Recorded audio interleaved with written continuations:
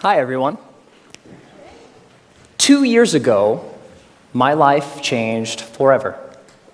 My wife, Kelsey, and I welcomed our daughter, Leela, into the world. Now, becoming a parent is an amazing, amazing experience. Your whole world changes overnight, and all of your priorities change immediately, so fast that it makes it really difficult to process sometimes. Now, you also have to learn a tremendous amount about being a parent, like, for example, how to dress your child. This was new to me. This is an actual outfit. I thought this was a good idea. And even Leela knows that it's not a good idea.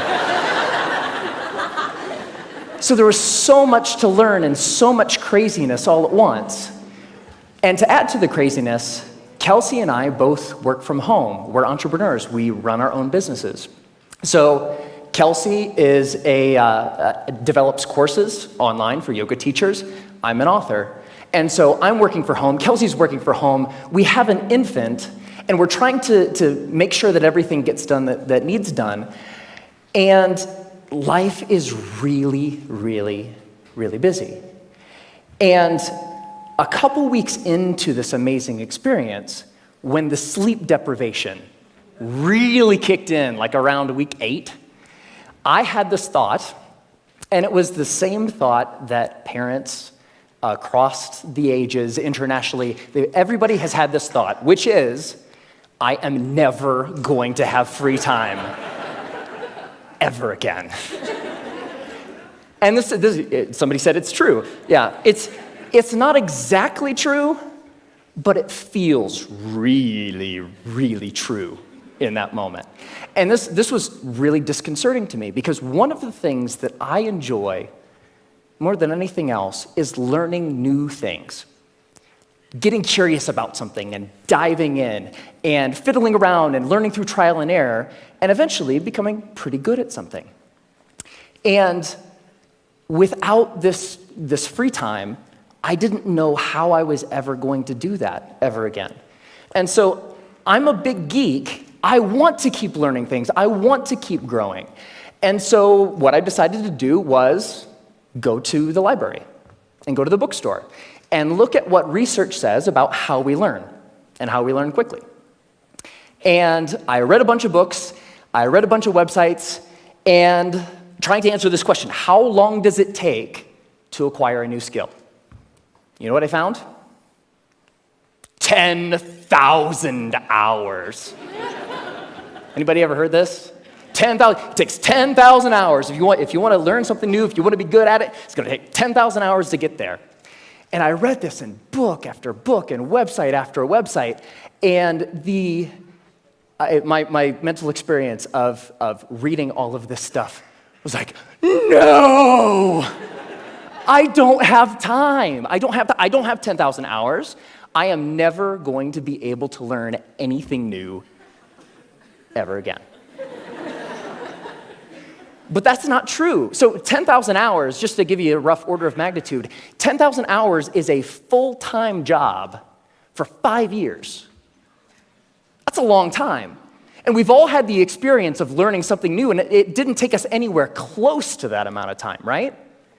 So what's up? There's something kind of funky going on here. What the research says and what we expect and have experiences, they don't match up.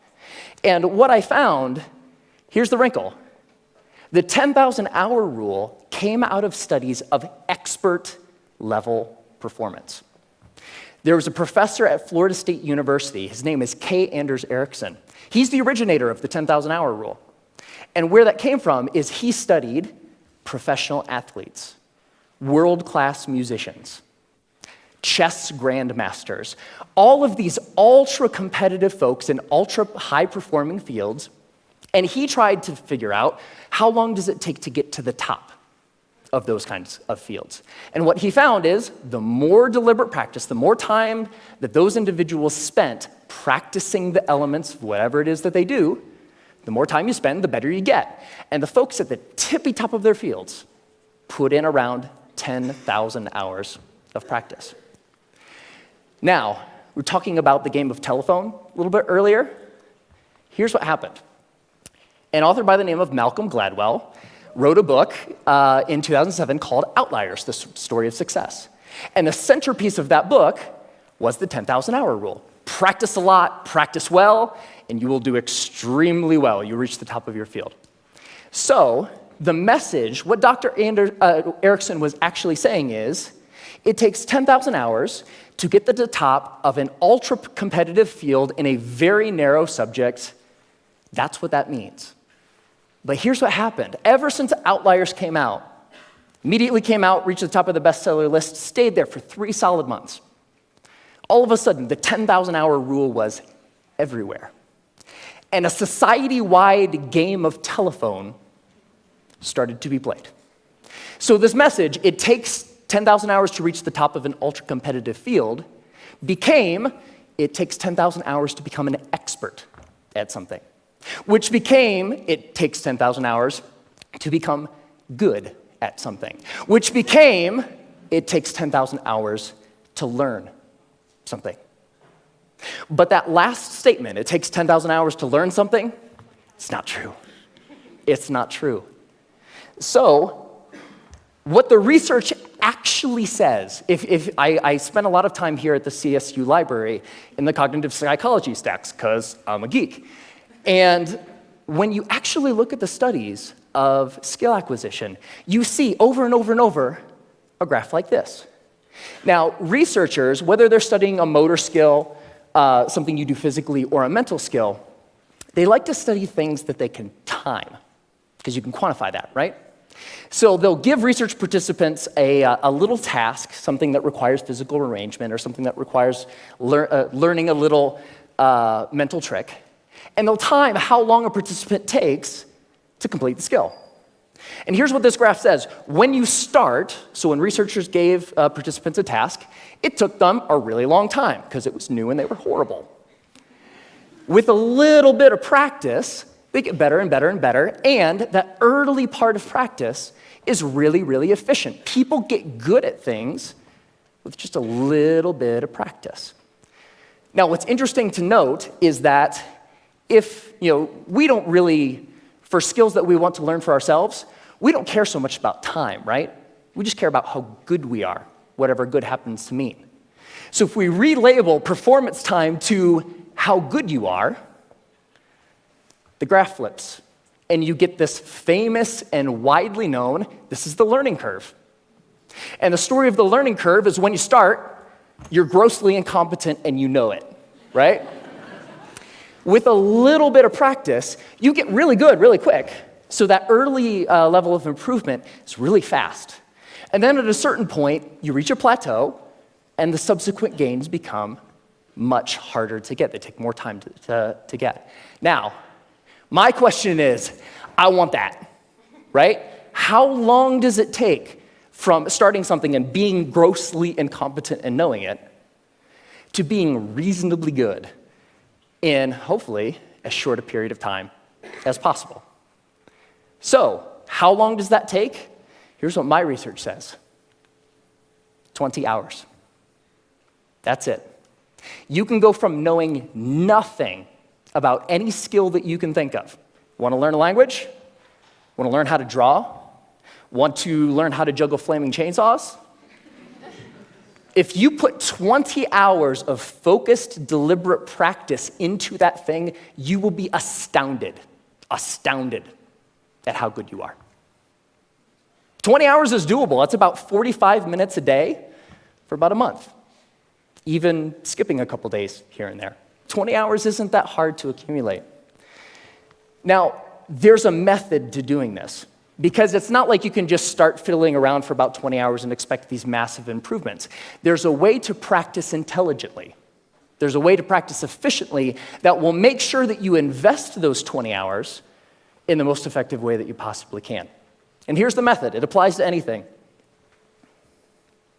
The first is to deconstruct the skill.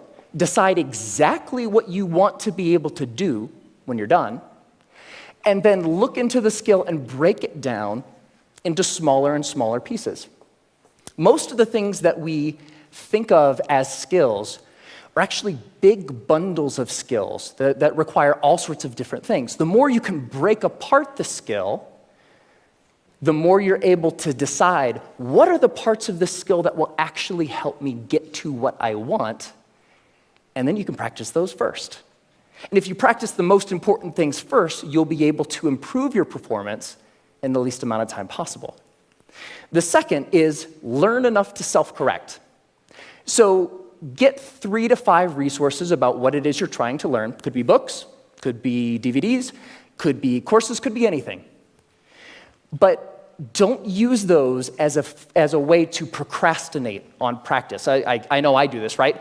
Get like 20 books about the topic. It's like, I'm gonna start learning how to program a computer when I complete these 20 books. No, that's procrastination. What you want to do is learn just enough that you can actually practice and self-correct or self-edit as you practice. So the learning becomes a way of getting better at noticing when you're making a mistake and then doing something a little different. The third is to remove barriers to practice. Distractions, television, internet, all of these things that get in the way of you actually sitting down and doing the work. And the more you're able to use just a little bit of willpower to remove the distractions that are keeping you from practicing, the more likely you are to actually sit down and practice, right? And the fourth is to practice for at least 20 hours. Now, most skills have what I call a frustration barrier. You know, the grossly incompetent knowing it part. That's really, really frustrating. We don't like to feel stupid. And feeling stupid is a barrier to us actually sitting down and doing the work. So by pre-committing to practicing whatever it is that you want to do for at least 20 hours, you will be able to overcome that initial frustration barrier and stick with the practice long enough to actually reap the rewards. All right? That's it. It's not rocket science. 4 very simple steps that you can use to learn anything. Now, this is easy to talk about in theory, but it's more fun to talk about in practice. So one of the things that I've wanted to learn how to do for a long time is play the ukulele. Has anybody seen Jake Shimabukuro's TED Talk where he plays the ukulele and makes it sound like he's like an ukulele god? It's amazing. It's like I saw that. It's like, that is so cool. It's such a neat instrument. I would really like to learn how to play. And so I decided that to test this theory, I wanted to put 20 hours into practicing the ukulele and see where we got. And so the first thing about playing the ukulele is in order to practice, you have to have one, right? So I got an ukulele, and my lovely assistant, thank you, sir. I think I need the cord here. It's not just an ukulele, it's an electric ukulele. Yeah. So the first couple hours are just like the first couple hours of anything. You have to get the tools that you're using to practice. You have to make sure that they're available. My ukulele didn't come with strings attached. I had to figure out how to put those on. Like, that's kind of important, right? And learning how to tune and learning how to make sure that all of the things that need to be done in order to start practicing get done, right? Now, one of the things when I was ready to actually start practicing was I looked in online databases and songbooks for how to play songs. And they say, okay, ukuleles, you can play more than one string at a time, so you can play chords. That's cool. You're accompanying yourself. Yay, you. And when I started looking at songs, I had an ukulele chord book that had like hundreds of chords. I was like looking at this thing, like, whoa, that's intimidating. But when you look at the actual songs, you see the same chords over and over, right? As it turns out, playing the ukulele is kind of like doing anything. There's a very small set of things that are really important and techniques that you'll use all the time. And so in most songs, you'll use 4, maybe 5 chords, and that's it. That's the song. You don't have to know the hundreds as long as you know the 4 or the 5. So while I was doing my research, I found a wonderful little medley of pop songs by a band called Axis of Awesome. And somebody knows it. And what Axis of Awesome says is that you can learn, or you can play pretty much any pop song of the past 5 decades if you know 4 chords. And those chords are G, D, E minor, C. 4 chords, pump out every pop song ever, right? So I thought, this is cool. I would like to play every pop song ever. So that was the first song I decided to learn. And I would like to actually share it with you. Ready? All right.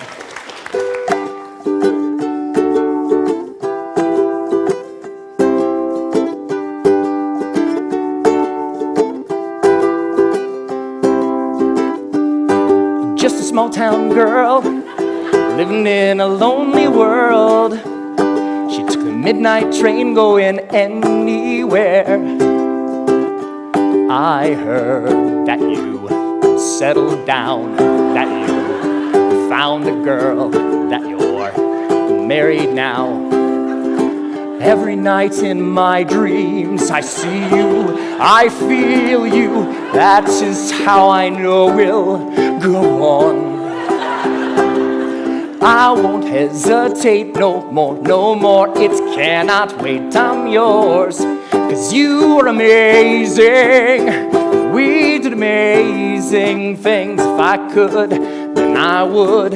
I'll go wherever you will. And can you feel the love tonight? Can you live with or without you? When I find myself in times of trouble, Mother Mary comes to me. Sometimes I feel like I don't have a partner. No woman, no cry, I'm the surely is a dream. I come from a land down under. Once a jolly swag man camped by a billabong. Hey, I just met you, and this is crazy, but here's my number, so call me. Hey, sexy lady, whoop, whoop, whoop, whoop, whoop 'em Gangnam Style. Time to say goodbye. Closing time.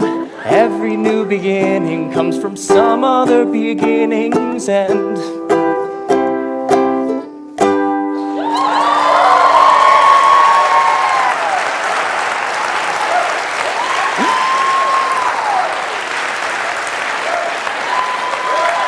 Thank you. Thank you.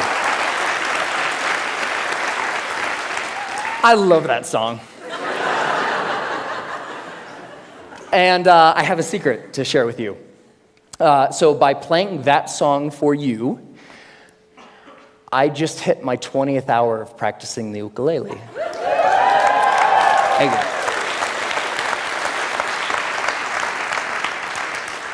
And so it's amazing, pretty much anything that you can think of. What do you want to do?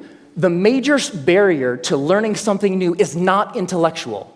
It's not the process of you learning a bunch of little tips or tricks or things.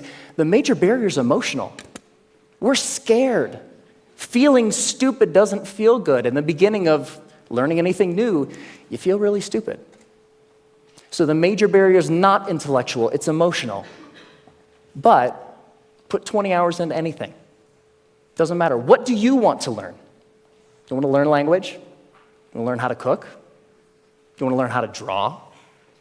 What turns you on? What lights you up? Go out and do that thing. It only takes 20 hours. Have fun.